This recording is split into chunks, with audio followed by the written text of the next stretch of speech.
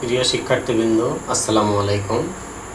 আমি মোহাম্মদ আরমান হোসেন, প্রভাষক রসায়ন, রংপুর সিটি কলেজ রংপুর।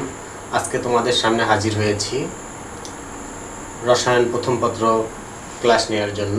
আশা করি তোমরা সকলে ভালো আছো।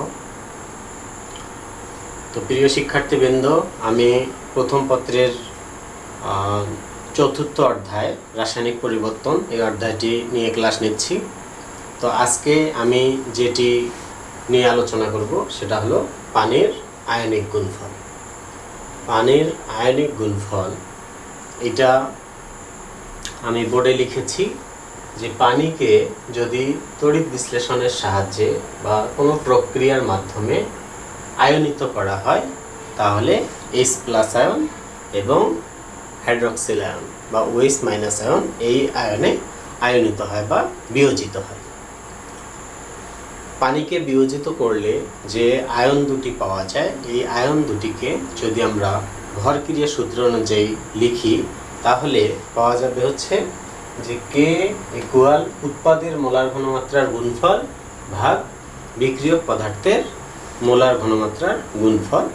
বোর্ডে দেখো লিখেছি যে K = এটা হচ্ছে উৎপাদের মোলার ঘনমাত্রার গুণফল ভাগ বিক্রিয়কের মোলার ঘনমাত্রার গুণফল। পরবর্তীতে যদি আমরা আর গুণ করি তাহলে পানি এর সঙ্গে গুণ অবস্থায় থাকে এবং হাইড্রক্সিল আয়ন গুণন হাইড্রোজেন আয়ন। তো এই পানি যদি এই দ্রবকের সঙ্গে গুণন অবস্থায় থাকে তখনই আমরা এটাকে KW হিসাবে আখ্যায়িত করতে পারি। তাহলে KW এটা হলো পানির আয়নিক গুণফল = H+ আয়ন গুণন হাইড্রক্সিল আয়ন। তাহলে শিক্ষার্থীরা দেখো এখানে KW হলো পানির আয়নিক গুণফল। তো KW কে কি বলবো?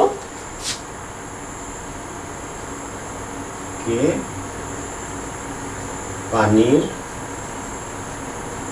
আয়নিক গুণফল বলা হয়। তাহলে পানির আয়নিক গুণফল এটাকে আমি এভাবে সংজ্ঞায়িত করতে পারি যে নির্দিষ্ট তাপমাত্রায় বিশুদ্ধ পানিতে হাইড্রোজেন আয়নের ঘনমাত্রা ও হাইড্রক্সিল আয়নের ঘনমাত্রার গুণফল একটি ধ্রুব সংখ্যা। এই ধ্রুব সংখ্যাকেই পানির আয়নিক গুণফল বলা হয়।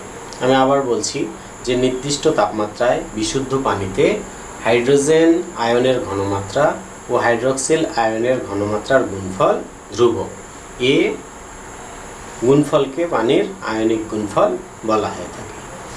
তো শিক্ষার্থীরা, পানির যে আয়নিক গুণফল এটি আসলে তাপমাত্রার উপর নির্ভরশীল। তাপমাত্রা যদি পরিবর্তিত হয় তাহলে এই পানির যে আয়নিক গুণফল এটির মানও পরিবর্তিত হয়। তো পরীক্ষা করে দেখা গেছে যে 0 ডিগ্রি সেলসিয়াস তাপমাত্রায় পানির আয়নিক গুণফলের মান হলো KW, এটা gram ion square per litre square. 0 degree সেলসিয়াসে পানির আয়নিক গুণফলের মান 0.114 গুণন 10⁻⁻14 অর্থাৎ 0.114 × 10⁻14 গ্রাম আয়ন স্কয়ার লিটার ইনভার্স 2। আবার তাপমাত্রা যদি আমরা 0 ডিগ্রি সেলসিয়াস থেকে বৃদ্ধি করি, তাপমাত্রা বৃদ্ধির সাথে সাথে পানির আয়নিক গুণফলের মানও বৃদ্ধি পায়।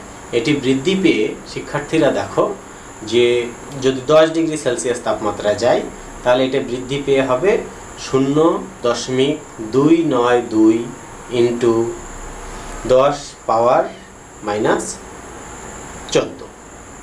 আবার 25 ডিগ্রি সেলসিয়াস তাপমাত্রায় এই আয়নিক গুণফলের মান দাঁড়ায় 1 × 10⁻14 গ্রাম আয়ন স্কয়ার লিটার ইনভার্স 2। তো শিক্ষার্থীরা, তোমাদের বইয়ে একটা ছক আছে পানির আয়নিক গুণফল সংক্রান্ত। এটি বিভিন্ন তাপমাত্রায় পানির আয়নিক গুণফলের মানগুলো লিপিবদ্ধ করা আছে। তোমরা এগুলো পড়ে নিবে। বিভিন্ন পরীক্ষায় এগুলো MCQ আসতে পারে। আবার হচ্ছে পরবর্তীতে যখন তোমরা বিভিন্ন বিশ্ববিদ্যালয়, মেডিকেল, ইঞ্জিনিয়ারিং এগুলোতে ভর্তি পরীক্ষায় লিখতে হবে তখন এখান থেকে তোমরা প্রশ্ন কমন পাবে। তো পানির যে আয়নিক গুণফল, আমি আশা করি তোমরা এটা বুঝতে পেরেছো। তো পানির আয়নিক গুণফল সংক্রান্ত আরও কিছু বোর্ড বইয়ে তোমাদের আছে, এগুলো তোমরা বাসায় পড়ে নেবে, পড়লে বুঝবে। তো আমি এখন যে জিনিসটি নিয়ে আলোচনা করব সেটা হলো তড়িৎ বিশ্লেষ্য পদার্থ।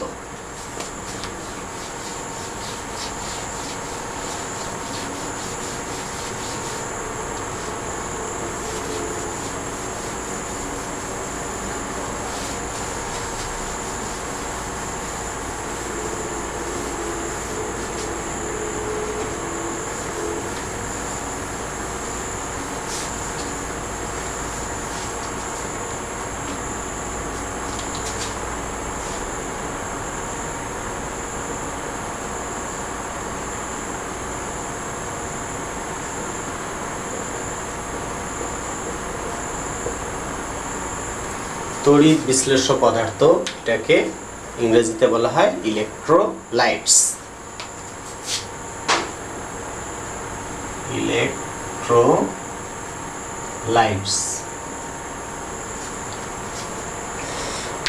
তো ইলেকট্রোলাইটস কাকে বলে, এটা সংজ্ঞা যদি আমি বলতে চাই, যে যেসব উপাদান গলিত বা পানিতে দ্রবীভূত অবস্থায় আয়নিত হয় সেগুলোকে তড়িৎ বিশ্লেষ্য পদার্থ বলা হয়। আমি আবারও বলছি, যেসব উপাদান গলিত বা পানিতে দ্রবীভূত অবস্থায় আয়নিত হয় সেগুলোকে তড়িৎ বিশ্লেষ্য পদার্থ বলা হয়। তো এই আয়নগুলো তড়িৎ বিশ্লেষ্যের অবিয়োজিত অণুর সাথে গতিশীল সাম্যাবস্থায় থাকে। এই তড়িৎ বিশ্লেষ্য পদার্থগুলো যখন আয়নিত হয় তখন এদের যে আয়নগুলো, এটা একটা গতিশীল অবস্থার সৃষ্টি করে। তো এখন এই তড়িৎ বিশ্লেষ্য পদার্থের মধ্যে থাকতে পারে অ্যাসিড, থাকতে পারে ক্ষার, থাকতে পারে লবণ। তাহলে দেখো শিক্ষার্থীরা, অ্যাসিড, ক্ষার, লবণ, এগুলো সবগুলোই তড়িৎ বিশ্লেষ্য পদার্থ। তো আমি অ্যাসিডের যে উদাহরণগুলো সেগুলো লিখব। দেখো, HCl,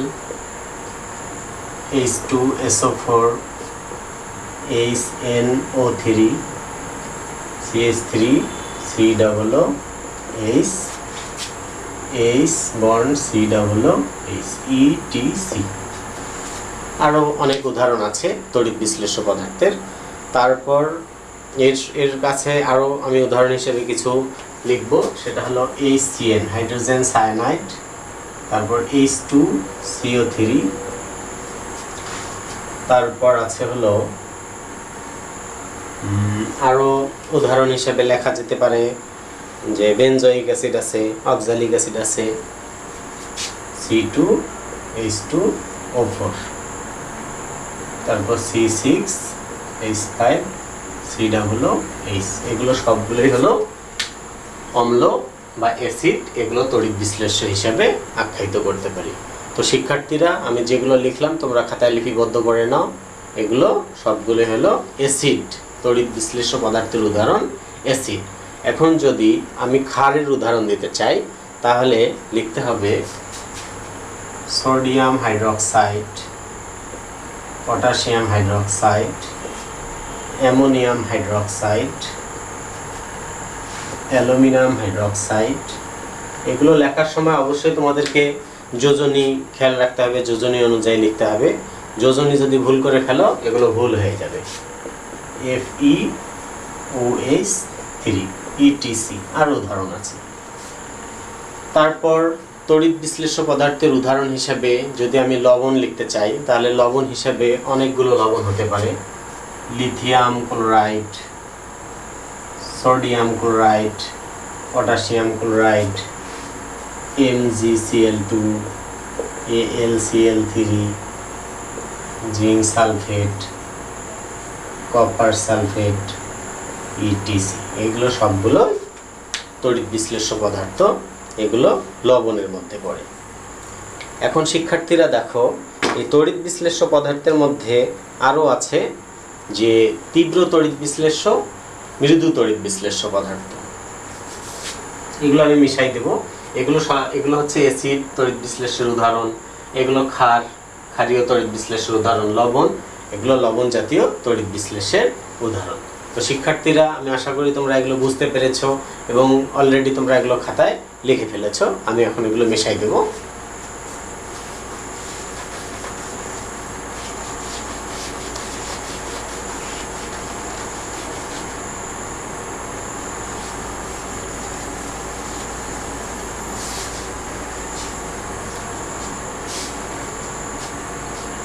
দেখো, তীব্র তড়িৎ বিশ্লেষ্য পদার্থ। তীব্র তড়িৎ বিশ্লেষ্য পদার্থের উদাহরণের ক্ষেত্রেও অ্যাসিড, ক্ষার, তারপর হলো লবণ, এগুলোকেও পৃথক করা যায়। তো তীব্র তড়িৎ বিশ্লেষ্য হিসাবে আমি অ্যাসিডের যদি উদাহরণ দিই, তাহলে আমি HCl, H2SO4, তারপর আরও উদাহরণ হিসাবে দেয়া যেতে পারে নাইট্রিক অ্যাসিড, HNO3। এগুলো তীব্র তড়িৎ বিশ্লেষ্য হিসাবে এগুলোকে উদাহরণ হিসেবে ব্যবহার করা যায়। আবার যদি ক্ষারের তীব্র তড়িৎ বিশ্লেষ্যের উদাহরণ আমি দিতে চাই, তাহলে লিখতে পারবো সোডিয়াম হাইড্রোক্সাইড, পটাশিয়াম হাইড্রোক্সাইড। আরও উদাহরণ হিসাবে নেওয়া যেতে পারে calcium hydroxide, barium hydroxide, calcium hydroxide, barium hydroxide. এগুলো সবগুলোই তীব্র তড়িৎ বিশ্লেষ্য ক্ষারীয় দ্রবণ। আবার লবণ হিসাবে যদি তীব্র তড়িৎ বিশ্লেষ্য আমি লিখতে চাই, তাহলে আমি লিখব সোডিয়াম ক্লোরাইড, পটাশিয়াম ক্লোরাইড, তারপর হচ্ছে ক্যালসিয়াম ক্লোরাইড, কপার সালফেট,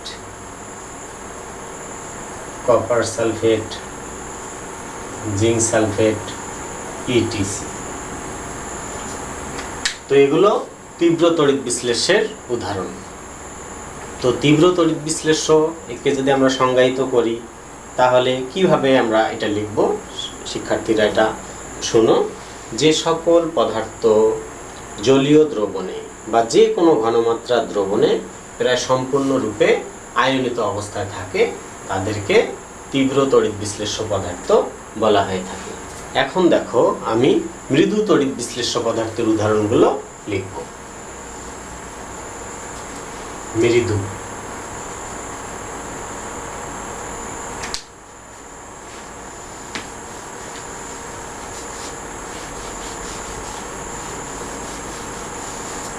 মৃদু তড়িৎ বিশ্লেষ্য পদার্থ হিসেবে লিখতে পারি অ্যাসিডের যে উদাহরণগুলো, সেগুলো হলো H bond COOH, formic acid CH3COOH।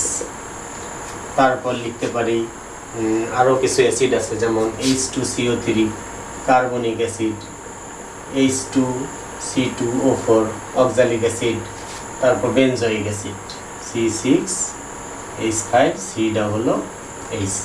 এগুলো সবগুলো মৃদু তড়িৎ বিশ্লেষ্য অ্যাসিডের উদাহরণ। মৃদু তড়িৎ বিশ্লেষ্য ক্ষার হিসাবে যদি আমি উদাহরণ দিতে চাই, তাহলে আমাকে লিখতে হবে ammonium hydroxide, aluminium hydroxide.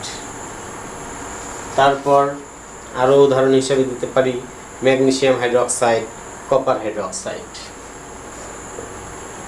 MgOH2, copper hydroxide. লবণ, মৃদু তড়িৎ বিশ্লেষ্য লবণের উদাহরণ lead chloride, magnesium carbonate, barium carbonate.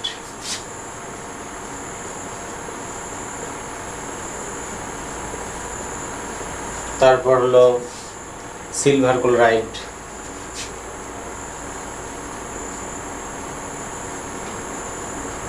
এগুলো সবগুলো মৃদু তড়িৎ বিশ্লেষ্যের উদাহরণ। আশা করি শিক্ষার্থীরা তোমরা এগুলো বুঝতে পেরেছো। এগুলো তোমরা খাতায় উঠায় নিতে পারো, অথবা তোমাদের যে বোর্ড বই আছে, বোর্ড বই এগুলো সুন্দরভাবে দেয়া আছে, এগুলো তোমরা এখান থেকে তুলে নেবে। তো এখন শিক্ষার্থীরা আমি যে জিনিসটি নিয়ে আলোচনা করব, সেটা হলো অ্যাসিডের বিয়োজন ধ্রুবক।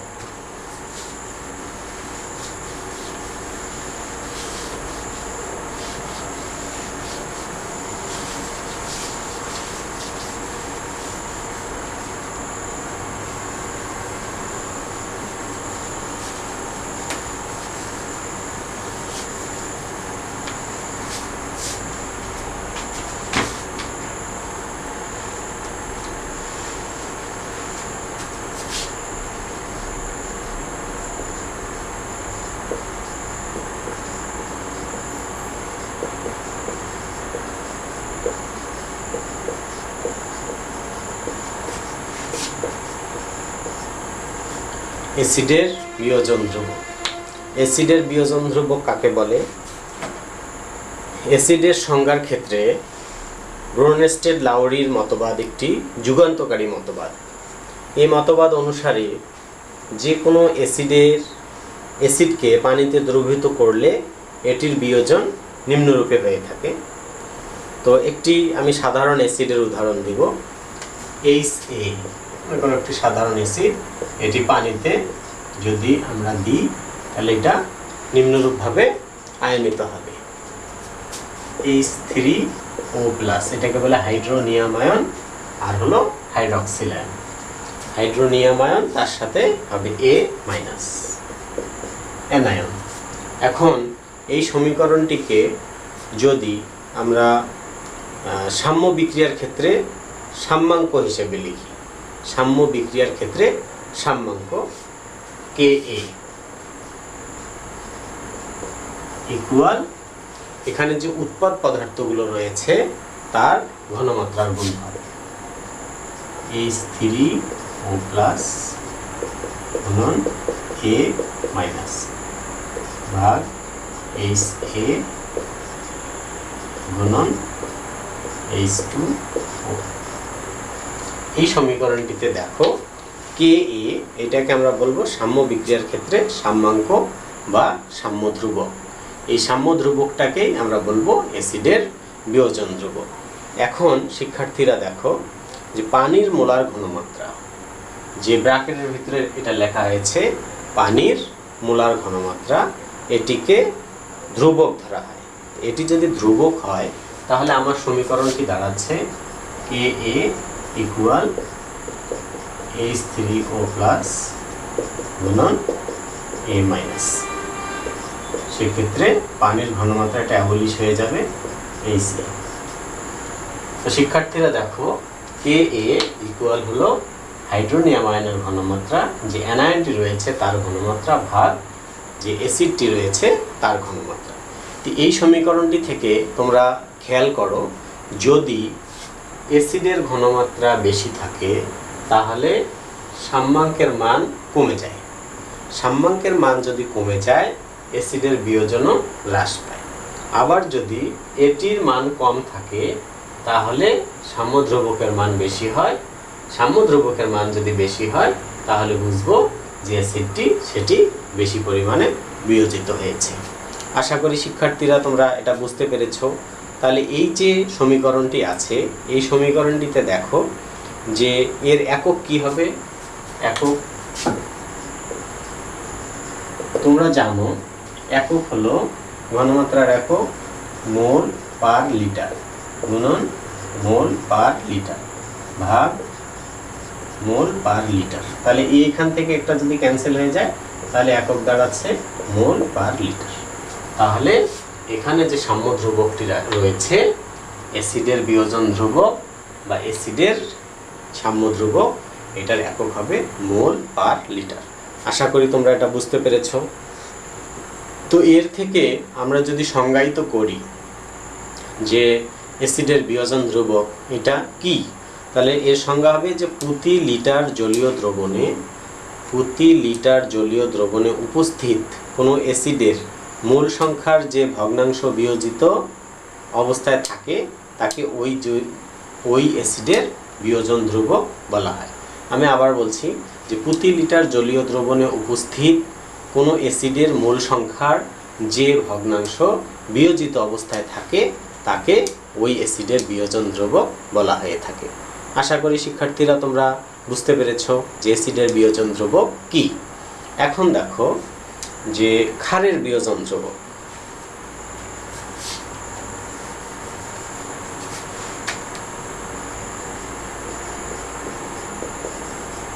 ক্ষারের বিয়োজন ধ্রুবক এই ক্ষেত্রে হবে Kb।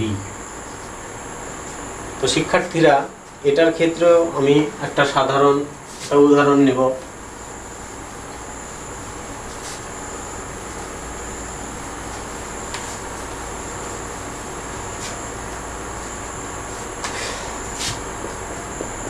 ক্ষার H2O বিক্রিয়া করলে উৎপাদ হবে HA OH মাইনাস। তাহলে A মাইনাস এটি একটি ক্ষার। ব্রনস্টেড লাউরির মতবাদ অনুসারে যে ক্ষারক A মাইনাস যেটা আছে এর অনুবন্ধী অ্যাসিড হলো HA। এই ক্ষারকটার অনুবন্ধী অ্যাসিড হলো HA। তো পানিতে এটা যখন আয়নিত হয় তখন অনুবন্ধী HA এটা তৈরি করবে, এর সঙ্গে হাইড্রক্সিল আয়ন তৈরি করবে। তো পূর্বের ন্যায় আমরা যদি এটাকেও সাম্যধ্রুবক বা সাম্যাঙ্ক KB এটা দিয়ে লিখি তাহলে পাবো HA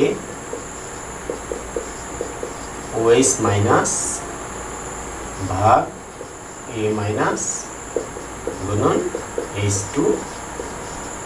এখন শিক্ষার্থীরা দেখো যে সব সময় পানির ঘনমাত্রাকে ধ্রুবক ধরা হয়, কারণ পানির ঘনমাত্রা এত পরিমাণে থাকে, এত বেশি থাকে যে সর্বদা এর ঘনমাত্রাটাকে ধ্রুবক হিসেবে ধরা হয়।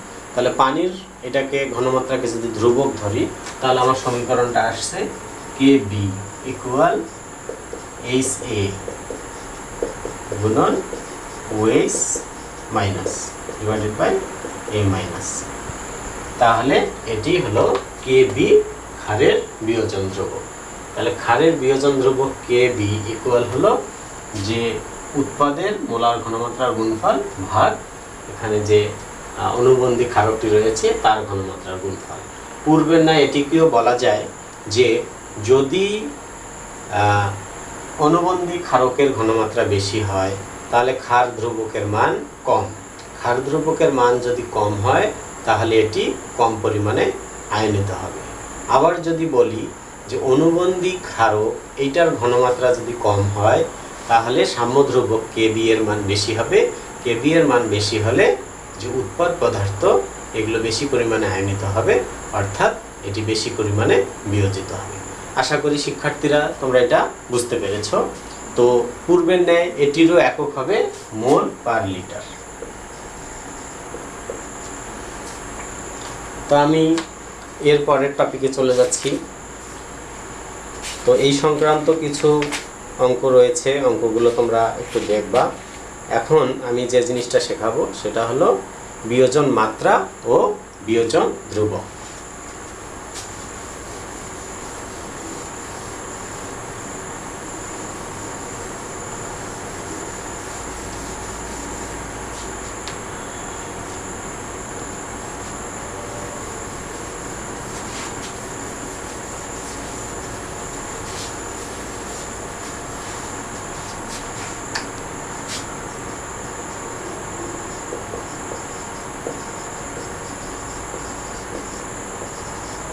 বিয়োজন মাত্রা ও বিয়োজন ধ্রুবক। এই বিয়োজন মাত্রা এটাকে আমরা এইভাবে প্রকাশ করব আলফা। আর বিয়োজন ধ্রুবক, অ্যাসিডের বিয়োজন ধ্রুবক, ক্ষারের বিয়োজন ধ্রুবক, এগুলো নিয়ে তো আমি কথা বলছি। তো বিয়োজন মাত্রা কাকে বলে? যে দ্রবণের মধ্যে সাম্যাবস্থায় কোনো অ্যাসিড বা ক্ষারের মোট অণুর যত ভগ্নাংশ বিয়োজিত অবস্থায় থাকে তাকে ওই অ্যাসিড বা ক্ষারের বিয়োজন মাত্রা বলা হয়। আমি এটা বোর্ডে লিখে দিচ্ছি। দ্রবণের মধ্যে সাম্যাবস্থায়, দ্রবণের মধ্যে সাম্যাবস্থায়, দ্রবণের মধ্যে সাম্যাবস্থায় কোনো অ্যাসিড বা ক্ষারের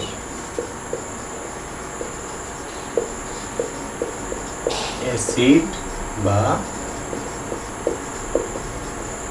ক্ষারের কোনো অ্যাসিড বা ক্ষারের মোট অণুর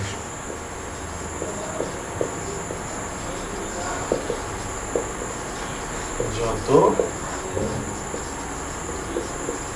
ভগ্নাংশ আয়নিত অবস্থায় থাকে তার সংখ্যাকে বিয়োজন মাত্রা বলা হয়ে থাকে। তাহলে দ্রবণের মধ্যে সাম্যাবস্থায় কোনো অ্যাসিড বা ক্ষারের মোট অণুর যত ভগ্নাংশ আয়নিত অবস্থায় থাকে তার সংখ্যাকে ওই অ্যাসিড বা ক্ষারের বিয়োজন মাত্রা বলা হয়ে থাকে। তো বিয়োজন মাত্রা এটাকে আলফা দ্বারা চিহ্নিত করা হয়। আলফা, এটা হলো আলফা। তো শিক্ষার্থীরা তোমরা অবশ্যই বুঝতে পেরেছো। তো বিয়োজন মাত্রা এটাকে একটা যদি সমীকরণ আকারে আমরা লিখি তাহলে লিখতে পারি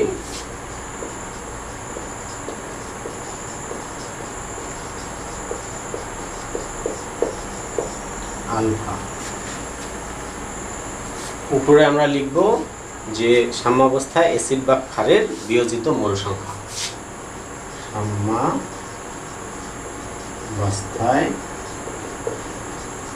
অ্যাসিড বা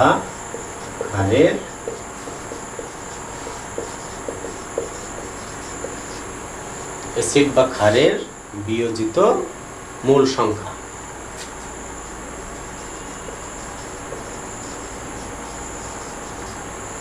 ভাগ মোট অ্যাসিড বা ক্ষারের মোট মোল সংখ্যা।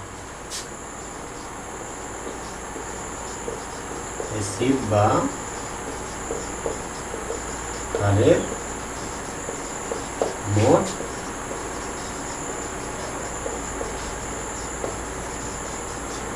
মোল সংখ্যা।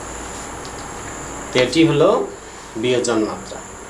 তো বিয়োজন মাত্রা আলফা, এইটার মান সব সময় 1-এর কম হবে, এটি কখনো 1 হবে না। 1 এটি কখনো হবে না, এর মান 0 হবে না।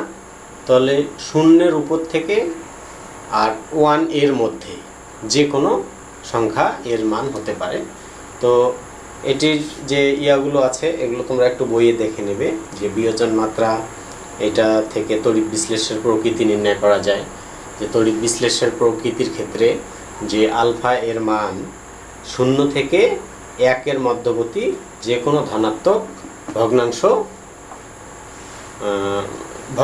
ভগ্নাংশ সংখ্যা হয়। আলফা এর মান 0 এর যত কাছাকাছি ভগ্নাংশ সংখ্যা হয় তড়িৎ বিশ্লেষ্যটি তত দুর্বল হয়। আবার তীব্র তড়িৎ বিশ্লেষের ক্ষেত্রে আলফা এর মান 1 এর যত কাছাকাছি হয় এটি তত তীব্র তড়িৎ বিশ্লেষ্য হয়। সর্বাধিক তড়িৎ বিশ্লেষের ক্ষেত্রে আলফা এর মান 1 হয়। যদি আলফা এর মান 1 হয় তাহলে আমরা এটা বুঝে নেব তীব্র তড়িৎ বিশ্লেষ্য পদার্থ। আবার তড়িৎ বিশ্লেষের কোনো অণুই যদি বিয়োজিত না হয় তাহলে সেক্ষেত্রে আলফা এর মান হবে 0। তড়িৎ বিশ্লেষের বিয়োজিত হলেই আলফা এর মান 0 থেকে 1 এর মধ্যবর্তী যে কোনো ধনাত্মক ভগ্নাংশ হয়। আলফা এর মান 0 হলে তড়িৎ বিশ্লেষের সব অণুই অবিয়োজিত অবস্থায় থাকে। এটাই হলো বিয়োজন মাত্রা এই সম্পর্কিত তথ্য। এখন শিক্ষার্থীরা দেখো অসওয়াল্ডের লঘুকরণ সূত্র, এটা নিয়ে আমি একটু আলোচনা করব। অসওয়াল্ডের লঘুকরণ সূত্র।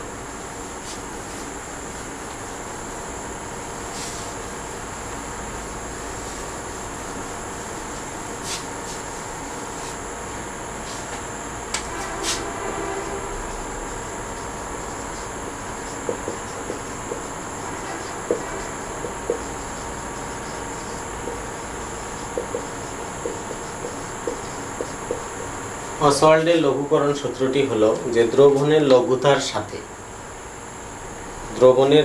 সাথে দুর্বল তড়িৎ বিশ্লেষ্য পদার্থের বিয়োজন মাত্রার পরিবর্তন প্রকাশক সমীকরণকে অসওয়াল্ডের লঘুকরণ সূত্র বলে। আমি সূত্রটি লিখছি, দ্রবণের লঘুতার সাথে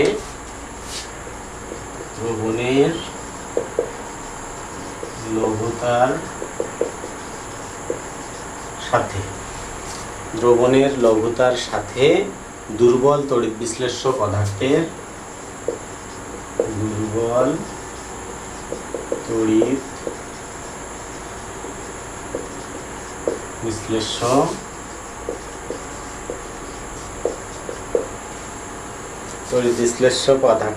বিয়োজন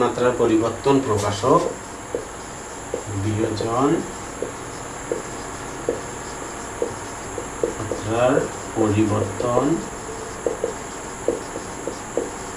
প্রকাশক সমীকরণকে অসওয়াল্ডের লঘুকরণ সূত্র বলা হয়ে থাকে। আমি আবারও বলছি, দ্রবণের লঘুতার সাথে দুর্বল তড়িৎ বিশ্লেষ্য পদার্থের বিয়োজন মাত্রার পরিবর্তন প্রকাশক সমীকরণকে অসওয়াল্ডের লঘুকরণ সূত্র বলে। তাহলে এই সূত্রের যদি আমি একটা সমীকরণ আকারে রূপ দিই, মনে করো যে এ বি একটি দুর্বল তড়িৎ বিশ্লেষ্য। এই দুর্বল তড়িৎ বিশ্লেষ্যটি আয়নিত হয়ে এ প্লাস আর বি মাইনাস দুইটা জিনিস তৈরি করলো। তো বিয়োজনের পূর্বে দ্রবণের এ বি এর ঘনমাত্রা যদি সি হয়, এটা হলো প্রাথমিক ঘনমাত্রা, প্রাথমিক ঘনমাত্রা সি, তাহলে এটি হবে 0 যেহেতু এটা দুর্বল তড়িৎ বিশ্লেষ্য, এটা সম্পূর্ণরূপে বিয়োজিত হবে না, এর বিয়োজন মাত্রা থাকবে। যদি বিয়োজন মাত্রা আলফা হয়, তাহলে সেক্ষেত্রে আমরা সাম্যাবস্থায় এটা লিখতে পারি, সাম্যাবস্থায়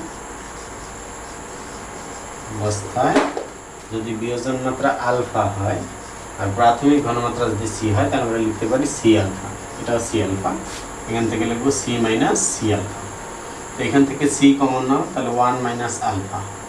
তা শিক্ষার্থীরা দেখো, সাম্যাবস্থায় যদি ঘনমাত্রা এটি হয় আর এর ঘনমাত্রা সি আলফা হয়, তাহলে সেক্ষেত্রে আমি এটাকে যদি সমীকরণ আকারে লিখি, তাহলে আমি লিখতে পারি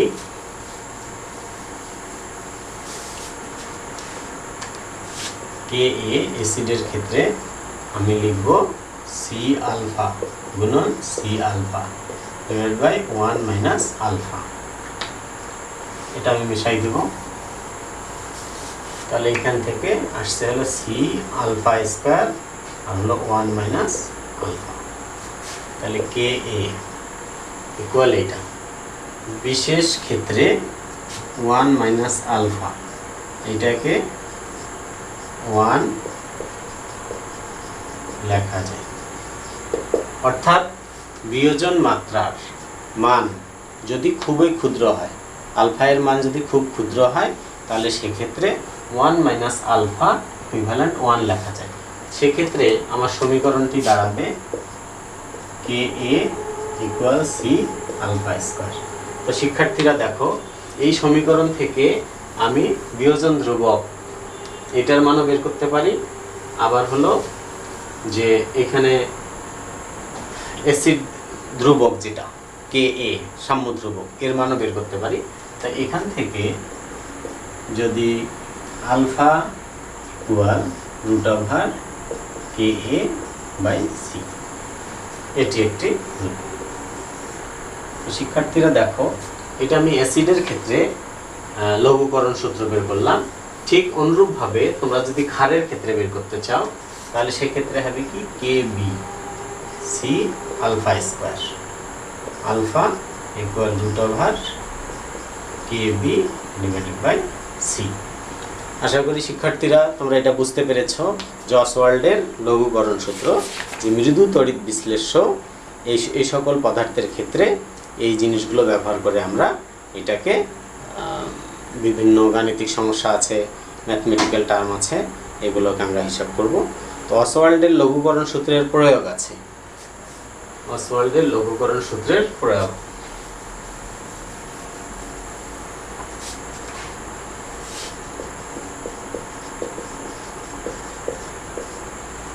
এই প্রয়োগগুলো তোমাদেরকে পড়তে হবে যে দুর্বল অ্যাসিডের জলীয় দ্রবণে হাইড্রোনিয়াম আয়নের ঘনমাত্রা তথা পিএইচ মান নির্ণয় করা যায়। তারপর হলো একইভাবে দুর্বল ক্ষারের জলীয় দ্রবণে হাইড্রক্সিল আয়নের ঘনমাত্রা তথা পিওএইচ মান ও পিএইচ মান নির্ণয় করা যায়। তারপর দেখো যে দুর্বল তড়িৎ বিশ্লেষণের ক্ষেত্রে এর বিয়োজনের সাম্যধ্রুবক কে এর মান জানা থাকলে বিভিন্ন ঘনমাত্রায় বিয়োজন মাত্রা নির্ণয় করা যায়।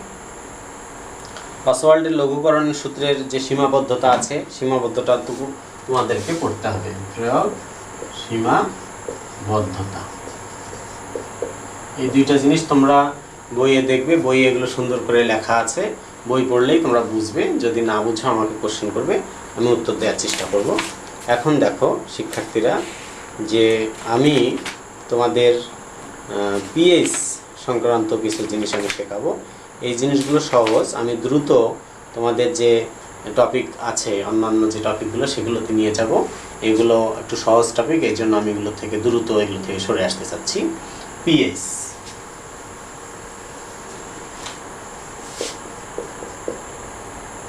পিএইচ হলো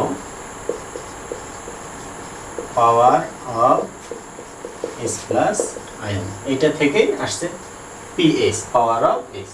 তো এটার সংজ্ঞা কি, যে কোনো দ্রবণের এস প্লাস আয়নের মোলার ঘনমাত্রার ঋণাত্মক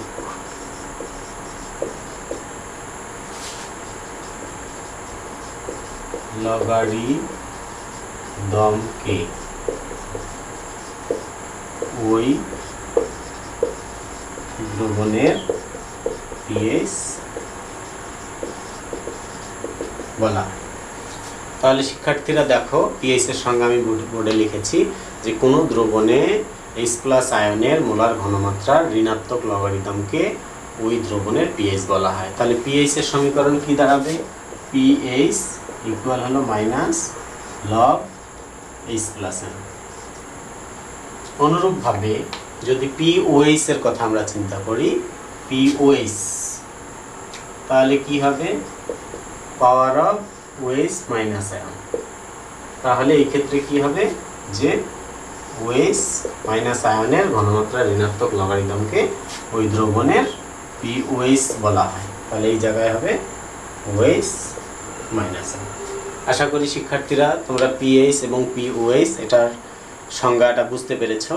এখন পিএইচ এবং পিওএইচ এটার মধ্যে একটি সম্পর্ক রয়েছে, যেটা তোমরা নবম দশম শ্রেণীর পাঠ্যপুস্তকে পড়ে এসেছো।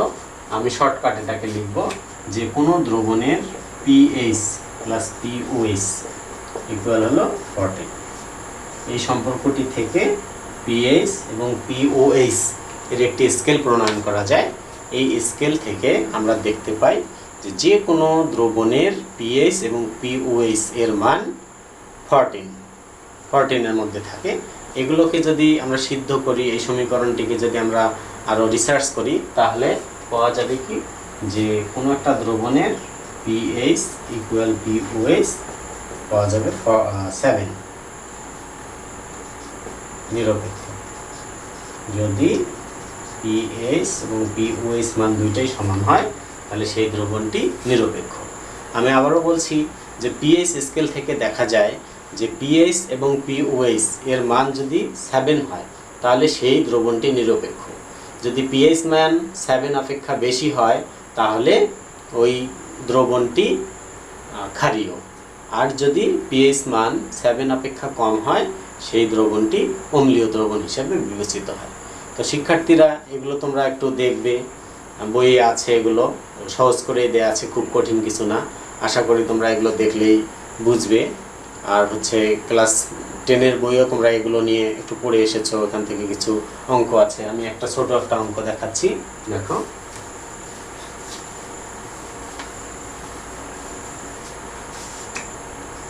.1 m HCl দ্রবণের পিএইচ কত? তাহলে দেখো এখানে H প্লাস আয়ন এর ঘনমাত্রা 0.1 m। তাহলে pH equal minus log H plus ion. তাহলে এই মানটা বসাই, তোমরা ক্যালকুলেটরে হিসাব করলে একটা পাবে, এটাই আনসার। তো আশা করি শিক্ষার্থীরা এটা বুঝতে পেরেছো যে পিএইচ এবং পিওএইচ সংক্রান্ত। আর যদি এরকম থাকে যে কোনো অ্যাসিডের মধ্যে H2SO4 এটা 0.1 m, তাহলে এটা দেখো, এটা আয়নিত হবে এভাবে 2H প্লাস SO4 মাইনাস 2। তাহলে H প্লাস আয়নের ঘনমাত্রা এক্ষেত্রে হবে কত, 0.1 গুণন 2 অর্থাৎ 0.2 m। তাহলে এটার পিএইচ হবে মাইনাস লগ 0.2 m। তো এইটা থেকে যেটা আসবে সেইটাই আনসার।